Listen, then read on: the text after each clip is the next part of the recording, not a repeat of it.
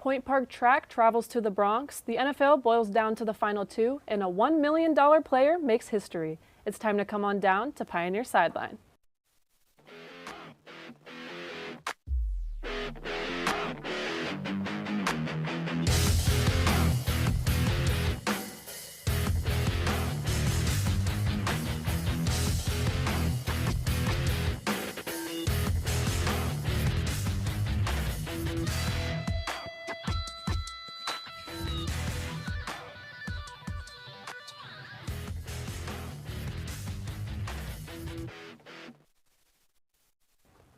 Good evening and welcome to Pioneer Sideline. I'm your host, Bryn Reese, coming at you live for another exciting week of sports news. To start, women's hoops secured a non-conference win against the D2 independent Salem Tigers on Saturday in West Virginia. Now, for a Salem team entering the afternoon with a 1-18 record, it was an unexpectedly close game for the Pioneers. In the first quarter, we saw a lot of back and forth and the Tigers came out hungry. Salem wasn't necessarily seeing much success from the field, but they were getting more shots up, keeping them in the game through the end of regulation. Once again, we saw some turnover trouble on the court as the teams combined for 45 total turnovers. Point Park converted more off this pressure with 20 points off turnovers alone. Now entering the fourth and final quarter, the Pioneers had a 10-point lead. The Tigers, however, came out firing, attempting 23 shots in the period, making 9 of those. The Pioneers went 6 for 10 from the field and managed to hold on to their lead despite a Salem team clawing for its second win of the entire season. Point Park ended up on top 67-63. Emma Pavlik recorded 16 points to lead the Pioneers and Ari Bleda followed with 15 points and 4 steals. Alexis Giles had struggled a bit from deep but kept her ground with 10 points. Giles wasn't the only one having trouble, however, given Point Park's 26% shooting success from 3. Luckily, this was smooth sailing compared to Salem's 16.7 three-point percentage. The ladies improved to a 5-12 record overall, and the team goes on to face Davis and Elkins at home tomorrow in a pivotal MEC matchup. The Pioneers begin a massive stretch of conference play tomorrow, playing the first of 9 straight MEC matchups. It's a crucial time for Point Park hoops, but what is track and field up to? Edmi Dallas is here with an update. Thanks, Bryn. On Friday, January 24th, Point Park's track and field traveled to Bronx, New York to take part in the Dr. Sanders Scorcher Invitational for a 2-day event. During this invitational, 2 men and 1 woman ranked in the top 5 for Point Park's overall history record. On day 1, first-year distance runner Ike Vanderlei placed 28th in the men's 800-meter race with a time of 1 minute and 59 seconds, placing him 5th in school history. Michael Quigley placed 8th in the men's triple jump with 12.49 meters. Jana Schmid placed 24th in the women's 800 with a time of 2 minutes 22 seconds, which is the 5th fastest time in Point Park history. On day 2 of the Invitational, both Yannick Windelband and Vanderlei ranked in the top 5 of Point Park history with their times in the men's mile. Windelband placed 19th with a time of 4 minutes 17 seconds, placing him 2nd in school history, with Vanderlei getting the 5th fastest time with 4 minutes and 28 seconds. Christian Reed, Kamar Sutherland, Joshua Maurer, and Toby Wright placed 6th in the 4x4 relay with a time of 3 minutes and 33 seconds. For the men's long jump, Akeem Mustafa placed 8th in the invite with 6.92 meters, while Maxwell Good placed 3rd in the open event with 6.77. Indoor track and field is set to participate in another 2-day event at the Youngstown State University Collegiate Mid-Major in Youngstown, Ohio on Friday and Saturday. Good luck, Pioneers! Now, back to Bryn with a men's basketball update. Bryn? Thanks, Edmi. Now, men's basketball kept the afternoon going on Saturday with a non-conference win versus Salem as well. Coming off 3 straight losses, this was a crucial win for the Pioneers as they enter that long stretch of conference games. Now, this started out as your typical shutout game with the Pioneers taking a striking lead early in the first half. Both teams shot around 50% in the period, but Point Park just got more shots up and went 40% from 3. However, the Pioneers went scoreless in the final 2.5 minutes, allowing the Tigers to go on a 10-point run. The first half ended 41-38. Point Park answered immediately in the second half with 14 straight unanswered points, and the half was 3-point country for the Pioneers, shooting 53% from 3 and converting on 9 of 17 trays. This allowed Point Park to hold on to a 20-30-point lead as the team defeated the Tigers 86-64, returning home with high hopes for tomorrow. Now, point guard Caden Warner went off as usual, recording 29 points and going 10 for 19 from the field. And 5 more Pioneers scored 10-plus points, with both Aiden Miller and Nazareth Fisher recording double-doubles. The Pioneers shot an even 50% from the field to send the Tigers packing with a 5-13 record. Now, Point Park is maintaining that winning record, going 10-8 overall in the season. However, MEC play is looking bleak for the Pioneers as they enter tomorrow's game with a 4-7 conference record. The men also take on Davis and Elkins tomorrow at home, where the two teams are currently tied in the MEC standings. So we're looking at a big game tomorrow night. Now, not only is this a big game, but this is a big week for Point Park sports. As the mentioned, men's and women's hoops take on Davis and Elkins tomorrow at home. Then both teams travel back to West Virginia on Saturday to face West Virginia Wesleyan at 2 and 4 p.m. On Friday and Saturday, track and field continues its busy indoor season back in Ohio for the Youngstown State Mid-Major Invite. Get all the news and more on PointParkSports.com and come back here next week for your weekly Point Park Sports Update. When we come back, more on what's happening in the sports world. Stay tuned.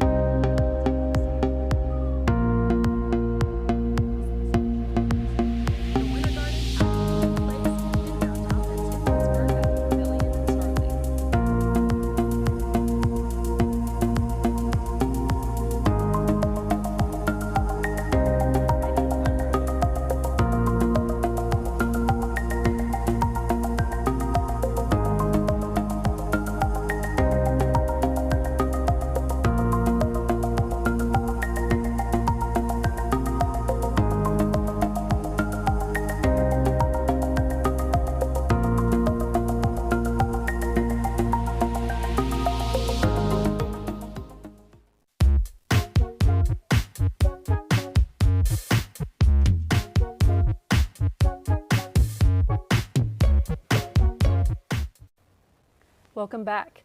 Now we have Ryan Jones with a Pittsburgh Sports Update. Ryan? Thanks, Bryn. The Pittsburgh Pirates made a signing this morning, bringing back former All-Star Adam Frazier on a one-year, $1.525 million deal. The 33-year-old, who was drafted by the Pirates back in 2013, had a .202 batting average for the Kansas City Royals last season, hitting 4 home runs and 22 RBIs. During his time with the Pirates, Frazier batted a .283 with 39 home runs and 204 RBIs through 608 games. Frazier mainly plays at the second base position, but is also available to play in the outfield. Last May, it was announced that the 2026 NFL Draft will be taking place right here in Pittsburgh. This past week, the official dates were announced for the event. The draft will take place from April 23rd to the 25th, with representatives from all 32 teams and the top prospects expected to be in attendance. The 3-day event will include activities for the fans to participate in as a part of the NFL Draft experience. Exhibits, autograph signings, games, and musical performances will be included as a part of the experience. Allegheny County Executive Sarah Innamorato reacted by saying, quote, "With the new Pittsburgh International Airport, Allegheny County will be ready to welcome the NFL legends, prospects, and families and fans," end quote. The NFL Draft this year will be happening in Green Bay from April 24th to the 26th. The Pittsburgh Penguins have now lost 3 straight games as they continue their 7-game road trip out west, losing last night 2-1 to the San Jose Sharks. Michael Granlund got the Sharks on the board in the second period for the 1-0 lead. Sidney Crosby tied the game for the Penguins 24 seconds into the third period, but Sharks rookie Macklin Celebrini scored the game-winning goal just a few minutes later. Alex Nedeljkovic made 26 saves on 28 shots for the Penguins, while Yaroslav Askarov made 29 saves for the Sharks.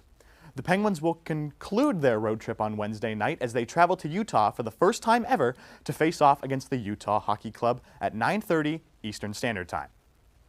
Now, I'll be passing things over to Gabe Ezerol for our weekly NFL recap. Gabe? Thanks, Ryan. The biggest stage in American sports has been set. The reigning champions with a chance at a historic three-peat, the challenger with a shot at revenge.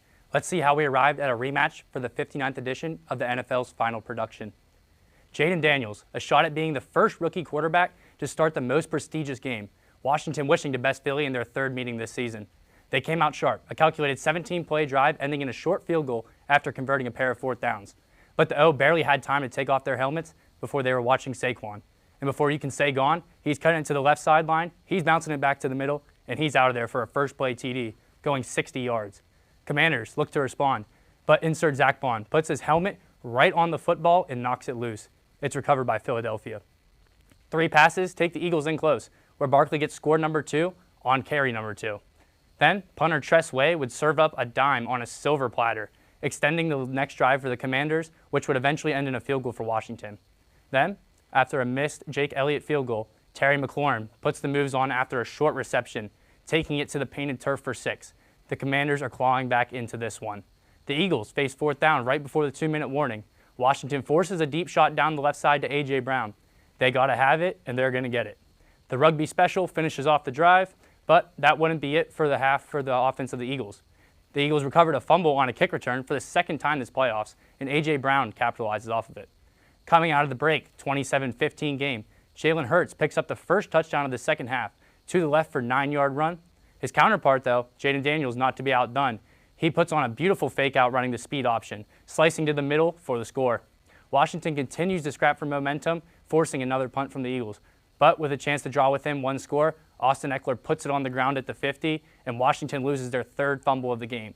When the Eagles got within a football length of the end zone, the Commanders started griefing the game until the refs told them to stop.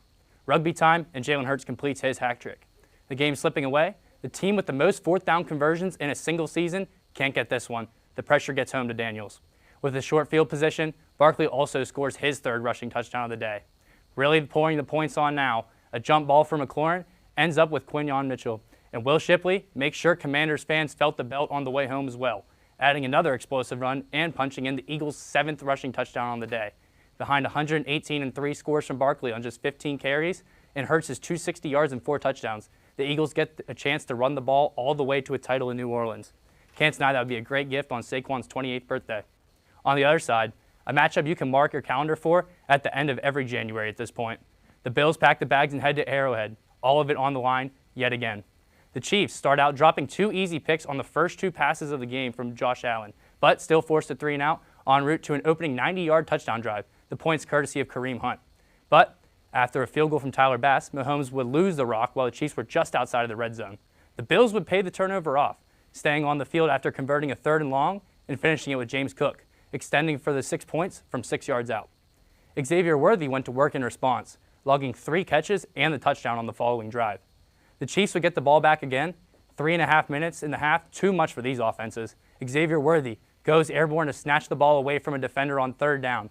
Then, Mahomes rolls right to break the plane himself. Josh Allen comes back with a beautiful throw, and the great catch by Mac Hollins is undeniable. DPI penalty can't deter him from tracking this one. After the 2-point rush, no good, 21-16 at half. Coming out of the rest period, James Cook would take the lead with a superhuman second effort on 4th and goal. But again, Buffalo chases points after and fail. Bills force a 3-and-out. Josh Allen swan dives and recovers his own fumble to convert a 4th and inches once, but Buffalo attempts to push the agenda on 4th and 1 again.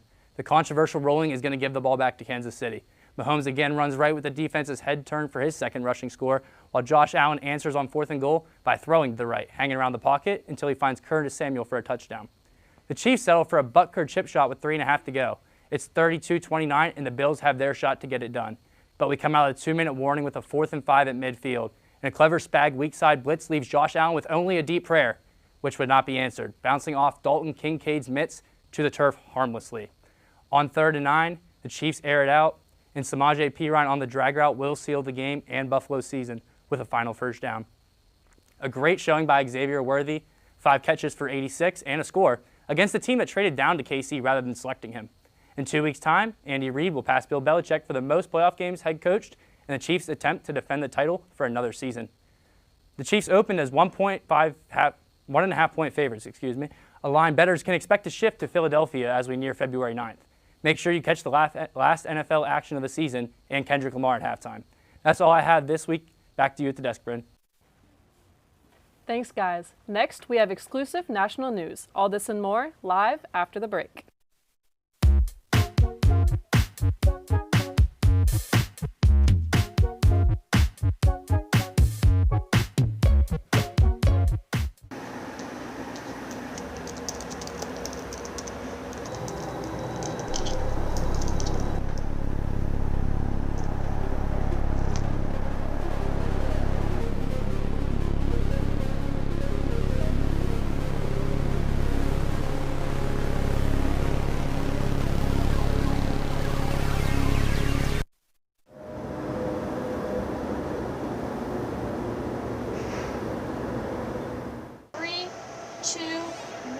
Take them cue and open their mics.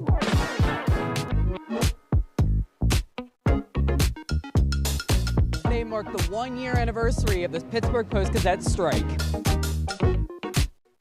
Point Park University just hosted a campus-wide meeting. Plans for the rapid transit bus line are not set to conclude until 2025.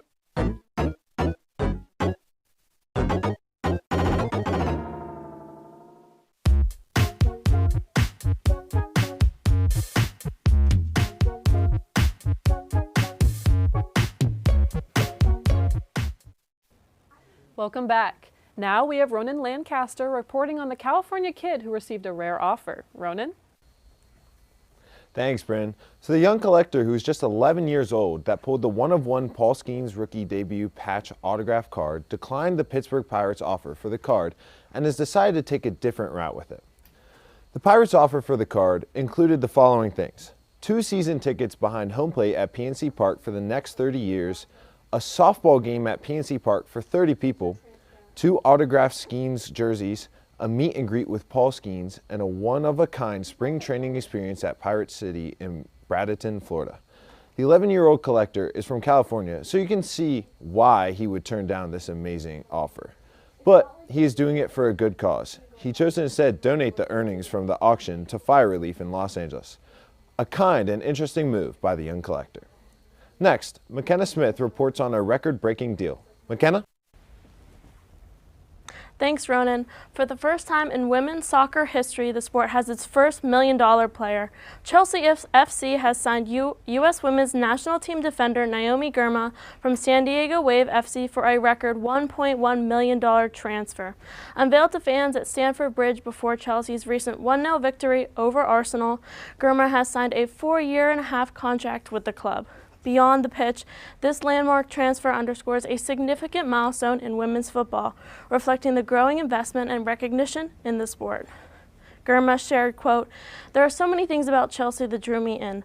The culture, the winning mentality, the staff, and the players. It's a top environment to learn and grow," end quote.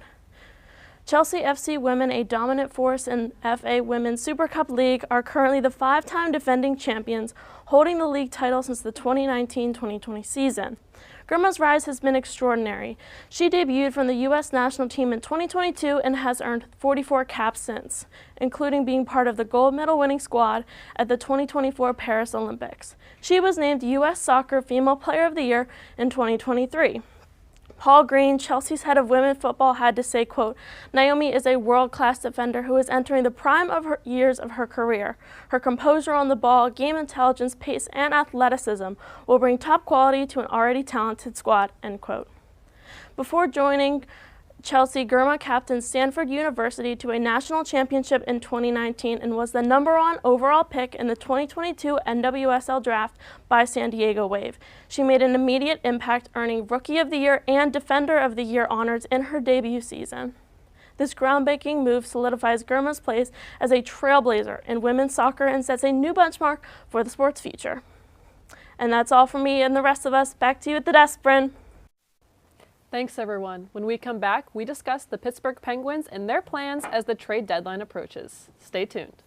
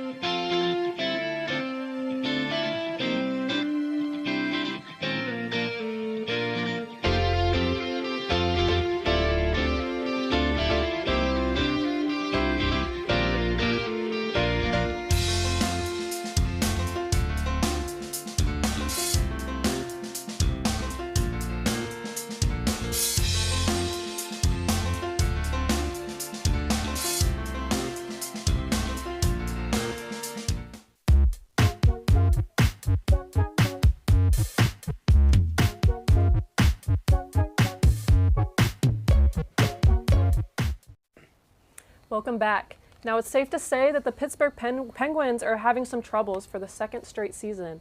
With the trade deadline just around the corner, what moves should they make? I'm here with Ryan, Austin, and Nick to discuss this in our Case of the Week. So I really want to get your guys' thoughts on this, how you think the Penguins should move forward going up to the trade deadline. We've been seeing a lot of things about us being sellers and how we should trade away the big three, trade away some of our key pieces. We're only 7 games out of the playoff spot. I mean, granted, are we going to do much in the playoffs? Probably not. But it's not like we're like a Columbus or the Sharks or some of these bottom-feeding teams that are 10 to 15 points outside of the playoff spot, where we can still make a push into the playoffs and get some, not like the marquee trade deadline names, but some of the younger guys who are getting a little bit not too much love on the trade deadline talk, just to try and get younger and faster, especially on our defensive side of the of our play. Look, here's the deal with the Penguins. I think I speak for most Penguins fans out there when I say this. I am disgusted with the way the organization is being run right now. You talk about 2 consecutive years of missing the playoffs. The 3 years prior to that were all first-round exits, 2 of them courtesy of the New York Islanders, 1 of them courtesy of the New York Rangers. When is enough enough?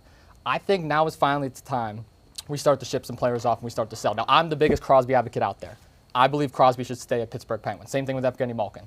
But when we look at Chris Letang and his 3 years left that he has on his contract, when we look at a Graves, when we look at a Raquel, those are players that, honestly, it may be time to move on. It may be time to look for some trade partners. I think it's time to start selling. Look, I agree with both of you, but here's the thing. A few years ago, when FSG and Kyle Dubas came into this organization, they said to Sidney Crosby, look, we're going to get you in the back in the playoffs before you retire and give you another shot at the Stanley Cup. You have to commit to that when you're saying that to Sidney Crosby, of all people. Look, yes, I know they're going to sell. Yes, they're having an awful season and have been for the past few years now. But this is Sidney Crosby we're talking about. Sidney Crosby has done so much for the city and for this organization, and basically, it's not an understatement to say this guy saved our franchise from not being in Pittsburgh anymore, because basically he has. And if you're going to go in here and you're going to say to Sidney Crosby, look, we promise you that we're going to get this team back in the playoffs and give you a shot, a legitimate shot at one more Stanley Cup before you retire, you have to commit to that, to Sidney Crosby. Yes, obviously this season's been rough. There's no doubt that, let's be honest. But this is Sidney Crosby we're talking about here. This is the leader of the franchise, one of the greatest hockey players of all time here. And if you're going to sit there, and if you are going to, if you're going to promise him something, you need to stick to that. You need to. Yeah, but here's the issue. They haven't. They haven't stuck to that. Over the last couple of years, they brought in Erik Karlsson. I think that's sticking to it. What did Erik Karlsson do? Sure, he hasn't worked out, but if you're going to do something like that, you have to commit to it. Exactly. Look, when we can break down the coaching side of things. I'm not a big Mike Sullivan fan. We can go into the defensive pairings. We can go into the poor goaltending. I mean, ever since Matt Murray left this team, we went from a Tristan Jarry, a Casey DeSmith, Louis Domingue. We've been all over the place with goaltending. We have not found a solidified starting goalie for the Pittsburgh Penguins. You can blame that on the coaching. You can blame that on GM. Sidney Crosby, I agree with everything you're saying. He is a terrific player. I would argue he's the best player in Penguins franchise history over Lemieux. But the fact of the matter is this. The Penguins need to move on. They need to make some change. We have not seen success in the last couple of years. 2 of them missing the playoffs entirely. First 3, first-round exits. When is enough enough? Nick, let me interrupt you. So, let me interrupt you guys. So, I want you to know, the same spot that we are in was 2019 Blues. And what did they do that year? With much less than what we have right now. So that's why I'm not saying we should sell. Because the Blues in 2019, with hardly half the talent that we have now, even with on our roster right now, and even in our farm, we have more farm talent than that team did, which we can bring up and make a playoff push. So I'm not even saying selling's not a good option for us, because we have way more talent that we can make a push. And granted, you can say what you want about the Eastern Conference. It's very gettable this year, in my opinion. It is. I feel like the Eastern Conference is able for us to go get it, no matter how we play the first half of the year, how we're playing now. It's all how you play from now, stretching through the rest of the year. And if we go hot at any time that year, we want to know that now if we sell now. We got it. Yeah. I feel like if we sell, we're just killing our season right there. Well, I think we still have a chance to get hot and stay hot and get into the playoffs and go further than the first round. Do you really though? I mean, like it seems like it's the same yeah. story every single year with the Penguins. I think they, with what Ryan said, but going off of what you said, Ryan, they have to do that like now. Like Wednesday's game against Utah, they have to come out like guns a-blazing, and they have to win that game no matter what the cost is. And they have to get hot right now if you want a chance of making the playoffs. Like you said, the East, they suck this year. A lot of those teams, they suck. So all you need to do is get hot. And do I think they can get hot? Yes, absolutely. It's the NHL. Anything can happen, right? That's live sports. That's why we love it. But yes, the past 3 games, they've sucked. They've sucked on this road trip. But they still have the talent, they still have the good players, and their depth this season, they haven't been bad at all. Ricardo Kell, he has over 20 goals this year already. He's on pace for his career high in goals. If you can, sure they have like UFAs like Marcus Pettersson. He's a great defenseman, but realistically, he's going to be the guy who ends up going, I think, more than anyone.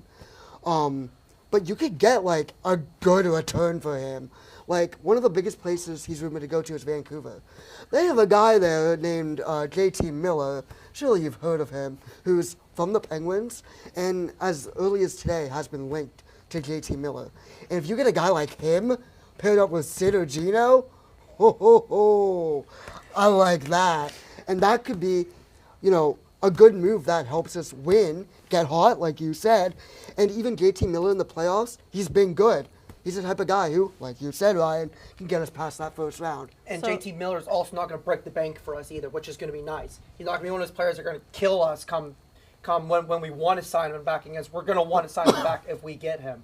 So he's going to be one of those players that we can keep for like a long-term future. Well, he is under contract for a few more seasons, so. I've got a hypothetical for you guys. You guys are both banking on a pop-off for the Penguins. The trade deadline is still pretty far away. Let's say in the next couple weeks we don't see them pop off. Would your stance on this change? So in a couple weeks, if we go on another like 7-game skid where we don't win, then I'll say, okay, let's sell a little bit of our cap that hits like a Graves or a Pettersson or some of these guys that hit our cap. Yes, that makes sense. But if we go on a great winning streak, and I'm not saying 7-game winning streak. I'm saying like a 4 to 5 game winning streak. Then we can start saying, okay, we should go get a JT or get some of these other guys that are on the market. That's where I stand for that. Yeah, absolutely. No, my stance still is crystal clear.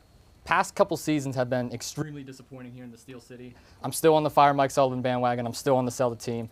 Even if they put together 5 to 6 wins, I still want to see a change here in Pittsburgh. Okay. I mean, for me, you have the Frozen Face-Off coming up in a few weeks, and there's a 2-week break during that period of no NHL games. So I think the Penguins have about 4 or 5 games left before that break. If you can win, you have to win at the very least 3 of those last 5 games before this break here. And if you don't, I think it's wraps for them for this season. And if it is, I see Raquel gone. I see possibly Letang. Pettersson's definitely gone. Rust even possibly. O'Connor, Nieto, I think they're just going to sell. But, to avoid that, you have to win at least 3 of these next 5 games before the break. You have to. Yeah, and I just want to add on one more thing back to what you gentlemen said earlier about going after Miller or making trades and stuff like that. That all sounds great on paper, but when are they going to execute on it? Because in my opinion, we have not seen a proper execution done by this new Penguins regimen ever since they took over. So I disagree. I completely disagree. Listen to me. Go ahead. Kyle Dubas, okay? Ever since he's arrived on this team, listen, Kyle Dubas on the Leafs was known as a mastermind when it comes to trades. On the Leafs. The trades he has made on this team so far has helped this Penguins team a lot. The acquisitions that he's made. He brought back Pierre-Olivier Joseph for literally nothing. Literally nothing back. No picks, no nothing. The Jake Getzel trade brought back Bunting. He brought back Ville Koivunen, who's absolutely lighting it up in the AHL right now, leading Wilkes-Barre. For now, yes. Listen, and you look at some of the players he's brought. Free agency, okay, yeah, he hasn't done that good. But the trades he's made, he's one of the best GMs at making trades in the entire league. Look, I'll give you this. He cleared up cap. He got rid of some of the bad contracts, but outside of that, free agency has been a complete train wreck. All right, I'm going to cut you guys off there. We're going to see how the Penguins perform rest of the season. I'm sure we will revisit this later this year, but that is all the time we have this week. Be sure to join us next week at the same Pioneer time, the same Pioneer channel, and the same Pioneer Sideline.